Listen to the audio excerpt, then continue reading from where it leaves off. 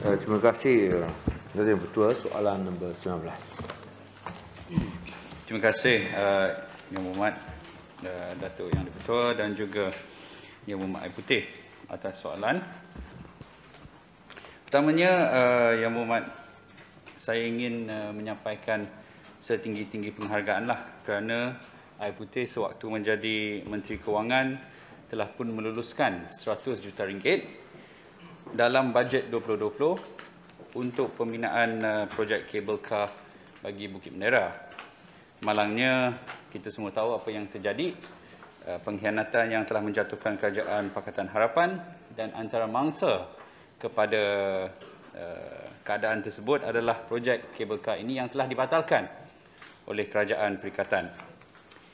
Namun begitu, Yang Berhormat, Kerajaan Negeri telah memutuskan untuk meneruskan dengan projek tersebut dengan memanggil RFP untuk bekerjasama dengan pihak swasta secara joint venture atau secara Build Finance Operate Transfer BFOT setelah Kerajaan Persekutuan menarik balik peruntukan yang telah pun diluluskan oleh Yang Berhormat terdahulu.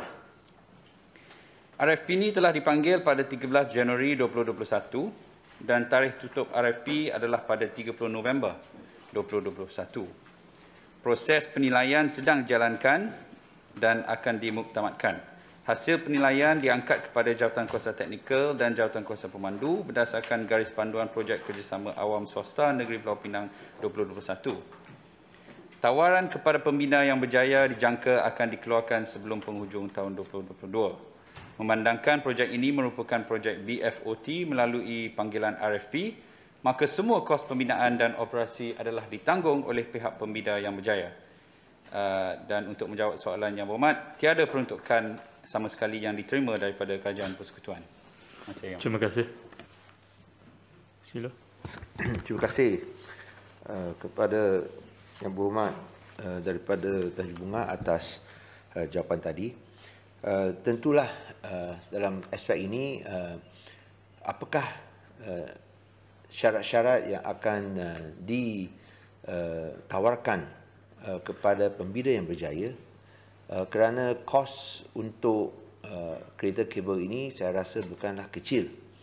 Bolehkah berikan anggaran kos dan macam mana mereka boleh dapat pulangan? Kerana kalau kita nak projek ini viable, tentu ia mesti dapat keuntungan. Sekiranya tidak, saya rasa ini mungkin akan jadi masalah nanti. Tentulah saya ingin mengucapkan tahniah kepada pihak kerajaan negeri kerana tidak perlu keluarkan sebarang peruntukan. Tetapi saya juga bimbang tentang viability-nya kalau tidak ada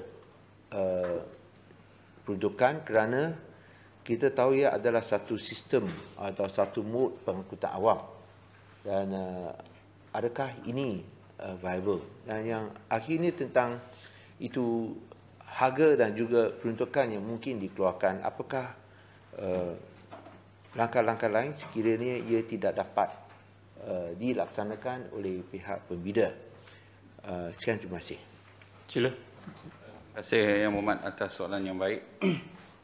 Jadi sebenarnya Yang Berhormat, kita membuat RFP ini, kita buat secara ada sedikit flexibility dengan tempoh masa konsesi yang sesuai, dan juga kita mengalur-alurkan cadangan-cadangan business model ataupun financial model oleh pembina-pembina.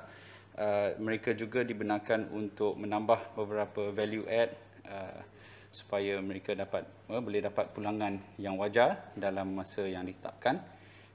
Namun begitu, saya juga bersetuju dengan Yang Berhormat. Kita perlu memastikan, bukan sekadar kita buat tender, tapi kita nak memastikan projek ini dapat menjadi projek yang bersaing,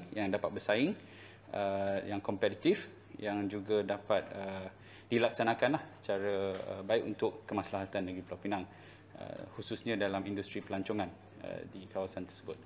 Terima kasih Yang Berhormat.